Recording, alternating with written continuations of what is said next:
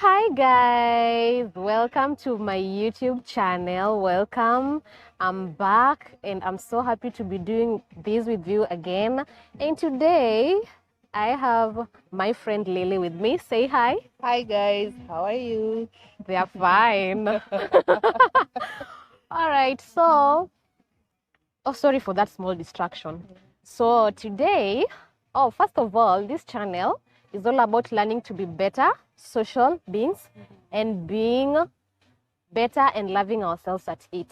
So welcome, be a family, subscribe, share it with friends, let them be here, be a family. If you are new, welcome. We are so glad to be having you around here. Yeah. Okay, so today we are going to talk about I think today we'll be sharing stories about ourselves, things that happened to us that changed our outlook of life, or how we see things. So the events that happened in our life that actually changed us. Events that happened in our life that actually, or in our lives, sorry, that changed us or changed who we are. And we are going to do it by giving stories and what we learned from the events and how we decided to become different or change or. Yeah. So I'll start with me. I'm so looking forward Mine to is hearing sad, Oh. but I learned a lot from it. So let me start with myself. You need some deep breath. No, actually, I've told this story many times just to get over that feeling of, oh yeah, it was, yeah. Okay. So there was this time I was to travel to Nairobi, and I was just from some function, and I was so tired, but I was going to another function, okay, which to me I felt was very important at that time. I know it was not that important, but I felt it was important. So I'm coming from this event, was feeling so tired. Then what happens? I was to travel at night. So, and I was to travel with these private vehicles because I had just booked already a private vehicle, and this private vehicle was to take me to Nairobi. So I didn't want the hassle of all that, and it was at night and I just got it late, so definitely I couldn't even do the flight because at that time I think I came to the house around 8 and I was to travel around 10, so definitely getting a flight, it was already booked, fully booked, so it wasn't possible. I think that year the SGR was not yet operational. So definitely I had to use a road as a means of transport. So I went ahead and booked this private vehicle from Mombasa to Nairobi. From Mombasa to Nairobi. So that time before I got out of the house, I had this feeling of, Mary, is it really necessary? Is it really necessary, like that inner voice? Is it really necessary for you to go? But I was just like, no, I have to go to this event. So I just went. So I go to town, took the taxi I had already paid for that was to take me up to Nairobi, got in, and off we started. Then let me tell you something that really was funny. As we were going, at that time I had not even done my driving. I had not gone to driving school. But one thing I noticed is as we were going, I felt as if the tires were not proper. I cannot explain to you what really made me feel like the tires are not good. Yet I don't know where this feeling came from. Yet I didn't even have an idea about driving and how cars are. Okay, yeah, I know it is a vehicle and all that, but those mechanical issues, I didn't. But I just felt like, something is not right here. I feel like those tires are not okay. I don't know why that thought came to me. So we started the journey.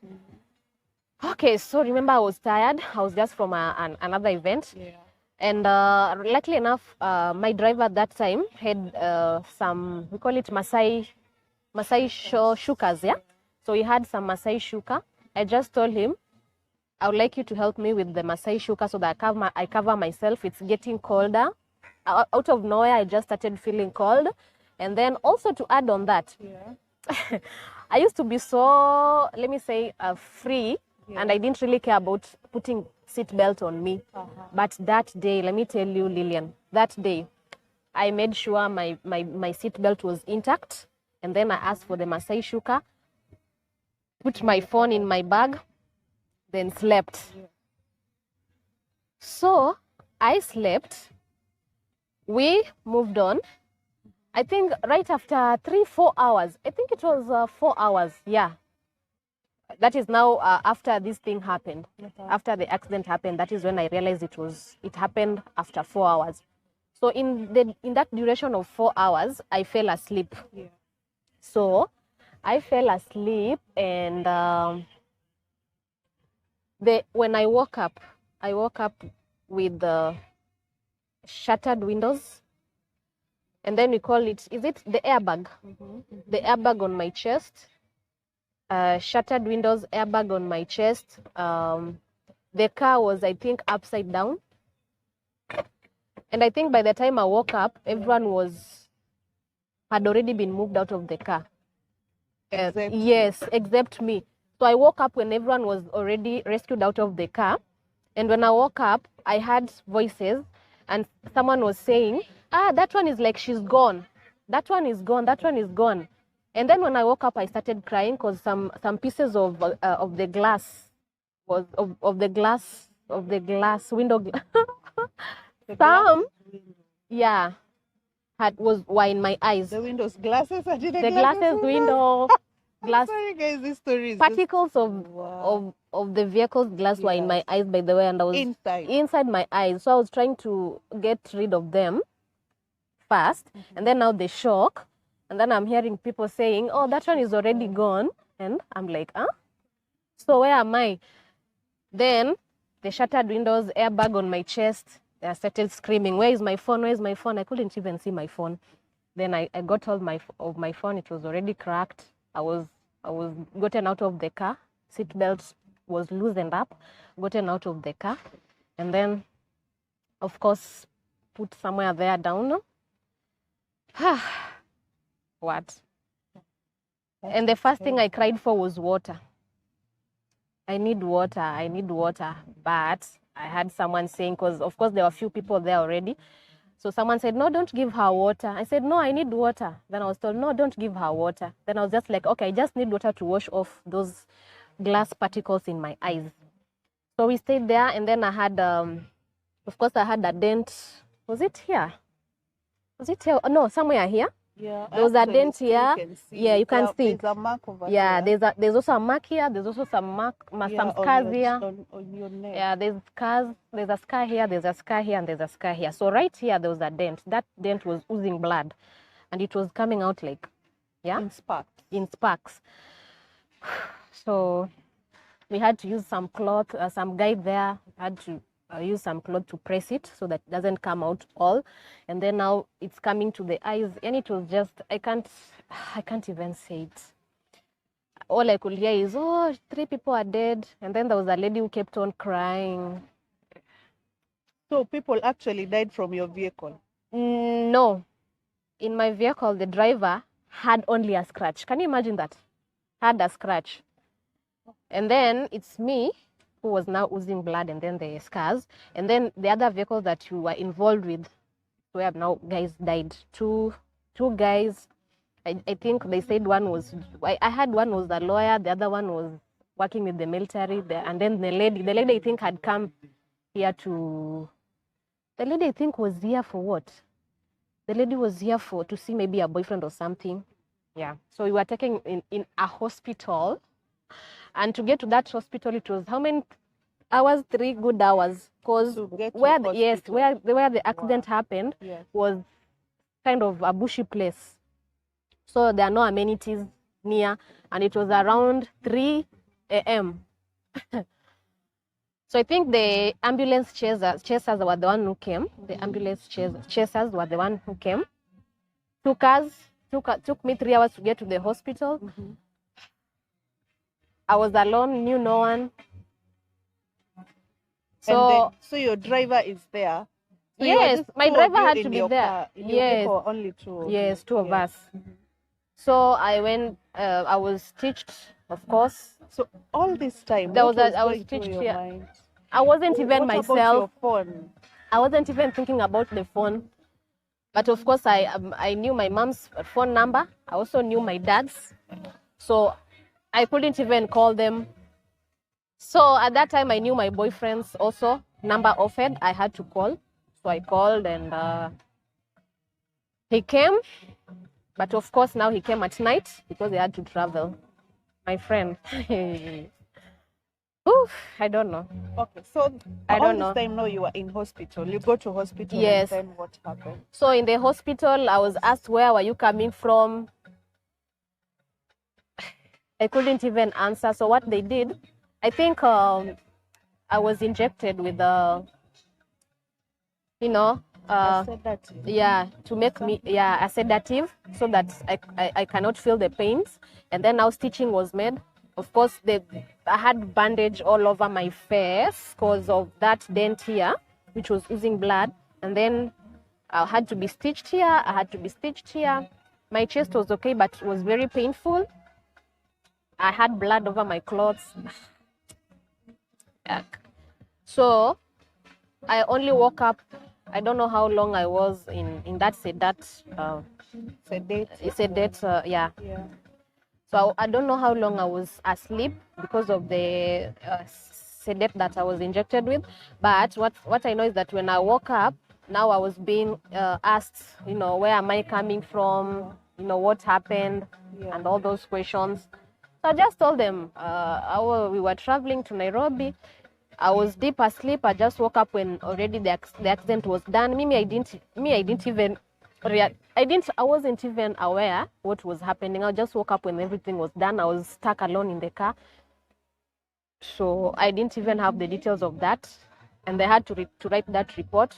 So they asked for my boyfriend number. They called, or even a parent, because I didn't want to stress my mom or my dad, because I knew this is something I wouldn't want them to handle. So the only person I felt was to handle at that time was my boyfriend at that time. So I called him. He came during the night at that time. So he came.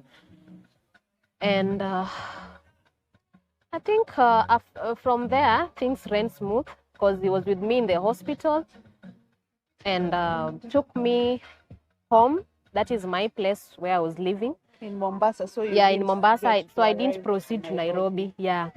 So I had to heal from my house as I got to the hospital for dressing and all that. Then right after, I went for some therapy. Yeah, because I went for some therapy and also some checkup here and there. So, I really thank him for that. Although right now he's an ex, but I really thank him for that. I mean, he really acted so fast. He didn't even think twice. He just looked for the next means of transport that was available, and he availed himself. Now that I feared, or rather, I didn't want to involve my parents because I didn't want to stress them. You just know the way parents are. They could be so worried for you, and sometimes you don't want to cause that on them. So there are things I just learned from that. One,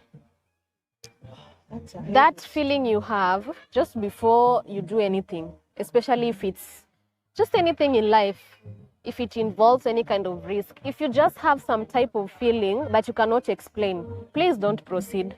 Because I had that feeling and I ignored. That instinct. Yeah, that gut instinct or that hunch. Yeah. I had the hunch, but I ignored. I really ignored it. Even after getting in the vehicle, I don't know how I started thinking about the tires and stuff. I could just have proceeded and asked the driver, do you think the tires are okay? Because I didn't really took that step. I didn't take that step. Yeah. So that was one. Just follow your hunch or follow your gut feeling. It tells a lot. And sometimes when you're tired, please don't make decisions when you're tired. You see, I've just told you I was from an event, and then I made this decision that I'm gonna go. Nairobi to Mombasa is quite. It's a distance. If it's on road, that is an 8-hour drive. Okay, so you can imagine. So another thing is when you're tired and you're making decisions to do with travel or just any important decision in life, please sit on it, get sober, then make a decision after that. So that's another thing. And then from there, I promised myself that I'm gonna live my life to the fullest, and I'm not leaving anything behind. No matter what the challenges come in, no matter what I have to face, no matter the mistakes I make, I told myself I have to live life to the fullest. And I also value life so much. I value life so much because, you know, what happened was something that maybe someone else couldn't wake up from that being normal or sort of a thing, okay? So I take life with a lot of importance, and I have a lot of gratitude that I can live, that I'm still here. Yeah, so those are the lessons that I learned. Wow. And I mean, my life really changed from there. I became a different person. Of course, I know I changed a lot of things in me. Yeah, so one thing I really thank God about is the fact that, luckily enough, or do I say it was meant to be, the fact that I never witnessed how the car rolled, because, you know, after that there was a report that you were to write. The driver also wrote his report. Policemen were also involved. I had to go to the station and record and so on and so forth.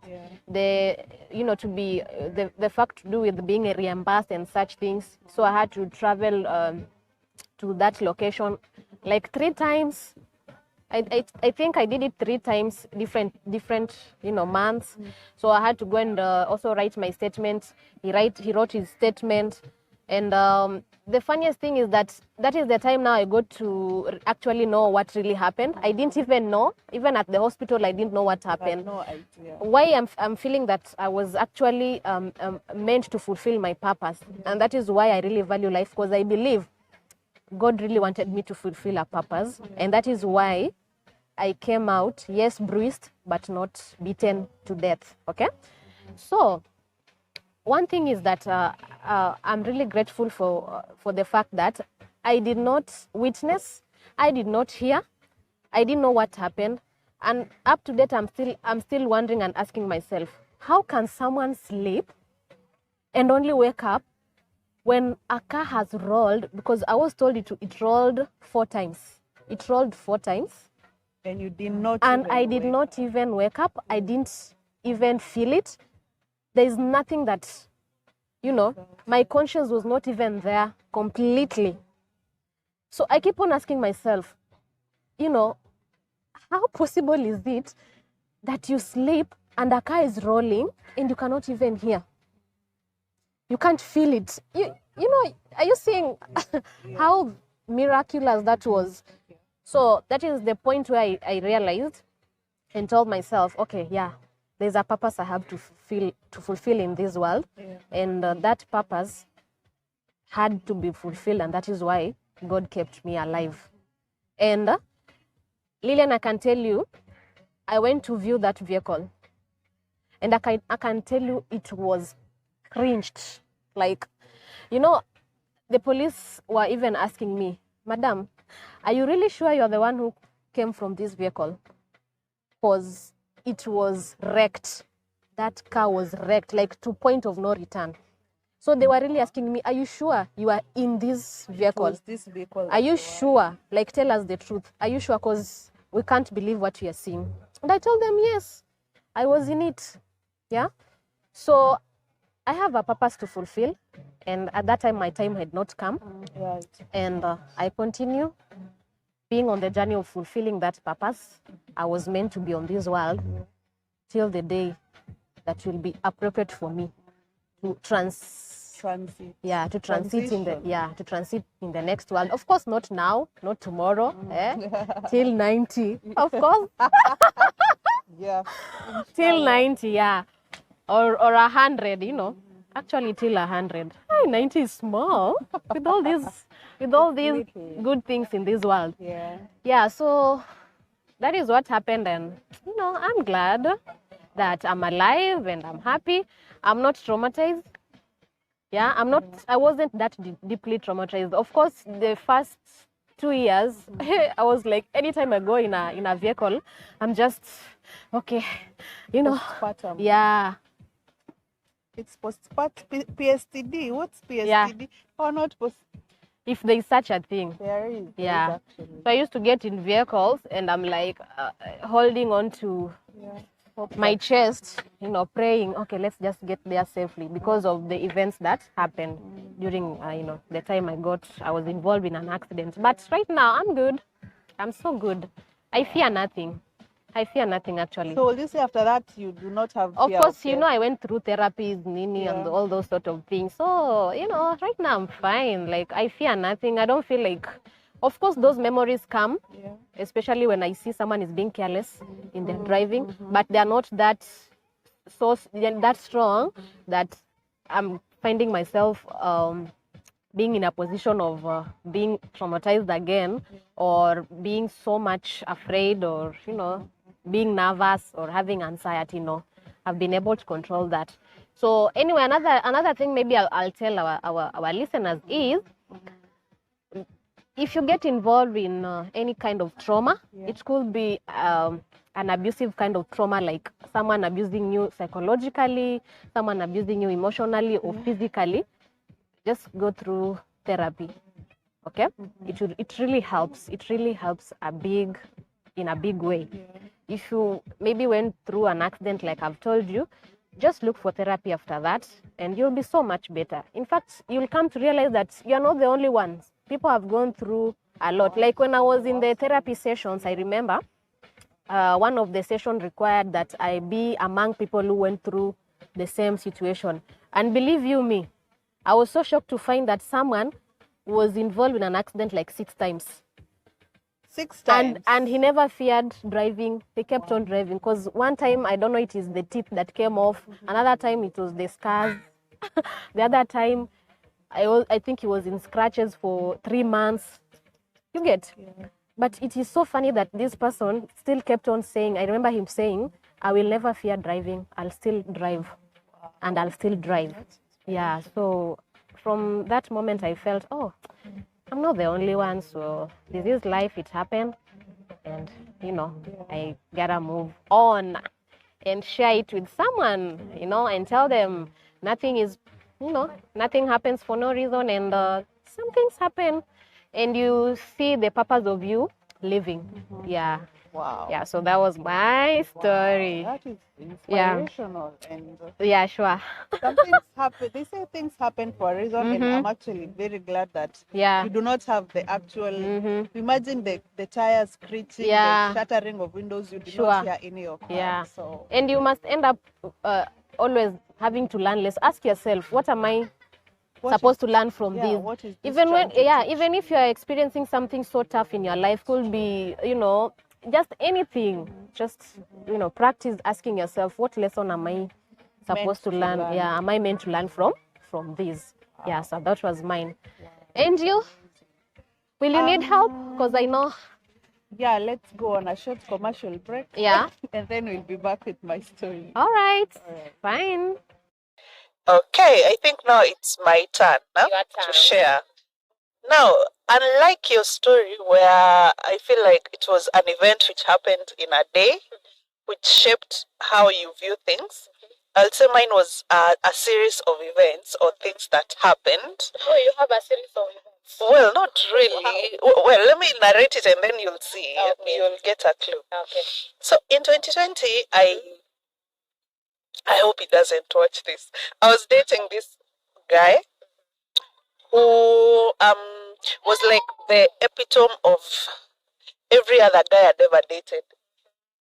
Like he had every other character that I did not like in everyone else. You see? And this is what I'll say. Over time, I used to consider myself an empath. And an empath is someone who has a lot of, I'll call it huruma and compassion towards other people, but most of the time you find that such people are doormats. In that they do not, you let all other people trample on you, but you in your but in your mind you're thinking you're helping. You see, so I had that character, like even since high school, I'll help people. You have money, I'll go out of my way to get someone help. But in return, you see, like, hawana gratitude, or you find that you overdo things for other people and not for yourself. So here comes this guy. And I think for the longest time, my notion of relationships was I wanted to get into a relationship with the fact that I wanted to, my worth will be seen by kukomboa huyo mtu, you know, removing them from their problems, their traumas. You see, so I used to like attract people with trauma, people with issues. You are an empath. And I still feel like being empathetic is not a bad thing. It's not a bad thing, so yes. So you are an empath, but now the disadvantage of it, you attract narcissists, you attract people with trauma. Yeah, when you're and they bring all that baggage. Exactly. Yeah. When you're an empath and you do not realize that you have to set boundaries, you'll find that everyone tramples on you because they know, after all, Lilian idea. After all, she's the person to go to, you know, when we need help. So you do not know where to draw the line. You do not know where to draw the line. So I attracted this guy, and over time I came to realize that these were the kind of people I was attracting. So for him, he was, what will I say? He had depression. That is how he keeps it. And depression is not, you know, I don't want to sound nasty on people who struggle with mental health. But here was a guy who did not love me the way I wanted to be loved. He was very manipulative. If you try and call, it will go like a week or even a month without talking. So he will just ghost you. Yes, he will just ghost me. And if I start complaining, he'd be like, you know, you don't understand. Defensive. Yeah, very, very defensive. To a level that I used to doubt myself. I'm like, maybe relationships, maybe if he calls once a week, I'm supposed to be okay with that. Or yeah. If he calls once a month, I should just see that as okay. Yeah, like at least he's trying. And if you call him, he'd be like, you know, I'm not doing well. I have mental health issues. I'm busy with my work. I'm struggling. And he used to be a poet. And you know, I was really attracted. I was attracted to him. That he had mental issues. Yes. So he accepted it. And he accepted it. But you know, all the time he was like, I was brought up in a very violent home. And my dad, you know, my dad left when I was young. So I used to feel his pain to a level that I downgraded I was not happy, I was miserable, but I wanted to fix him. So I will go to like Google and YouTube and Google father wounds, mother wounds, this is how to deal with mother wounds, you know, and I'll even send him links on how to do to improve himself. Hey.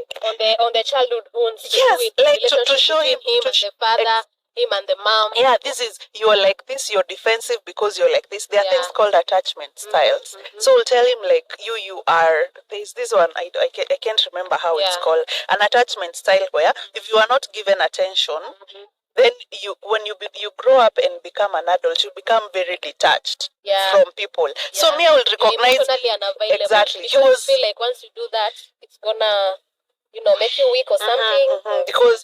Because you've not grown up with that kind of validation or emotional. So I'm telling you, he became my student. Everything I read a lot about mental health, and I learned about mental health and how techniques of manipulation and I learned them through him, and I could recognize his being defensive. He has this attachment style, and so I vowed that I will become his therapist. And you also became his mother indirectly. I actually was. I mothered him. Because you see, there's someone who needs to know what he's supposed to do. If he goes and feel like he can just call you anytime he feels like after a month, after a week, this is someone who and you know, turning into a mother.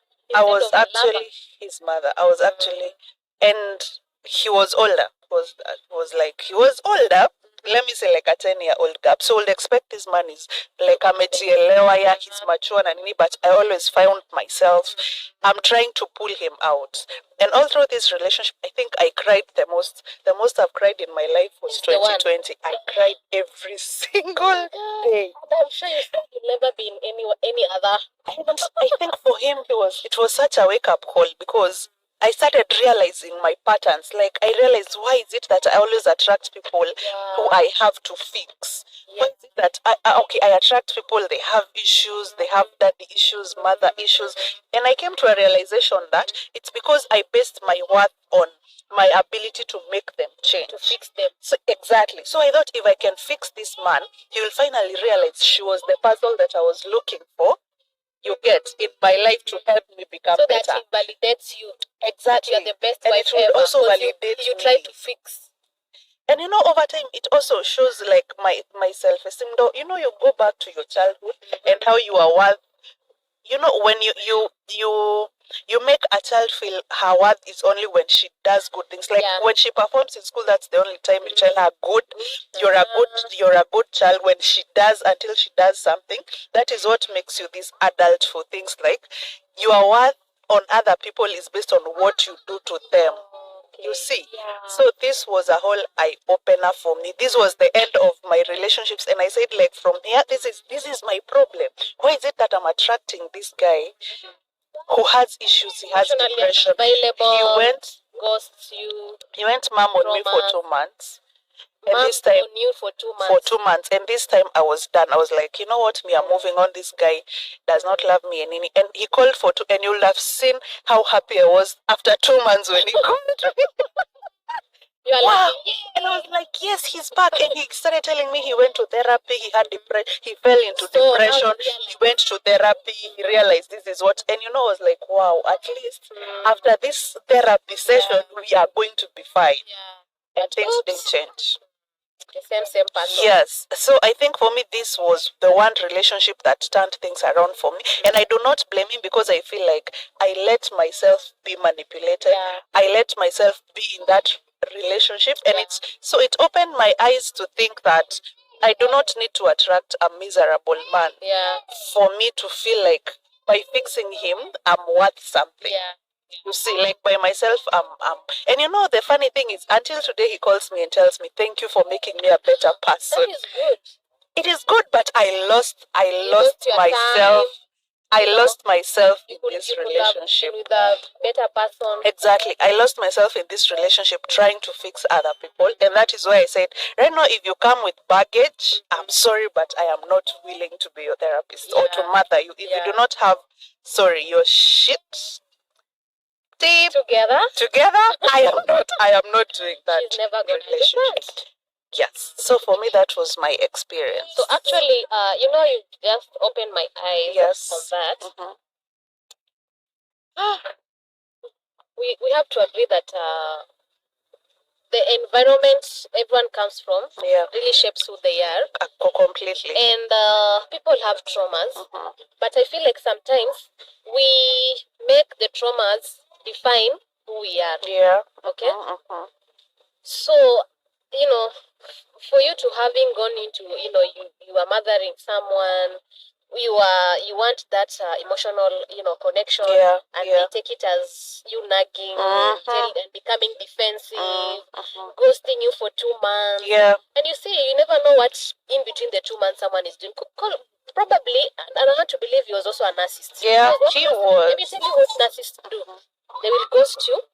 During the time they are ghosting you, they are finding a new refill. A new refill means they'll find a new person to refill their energy, because that is all they do. To refill their energy.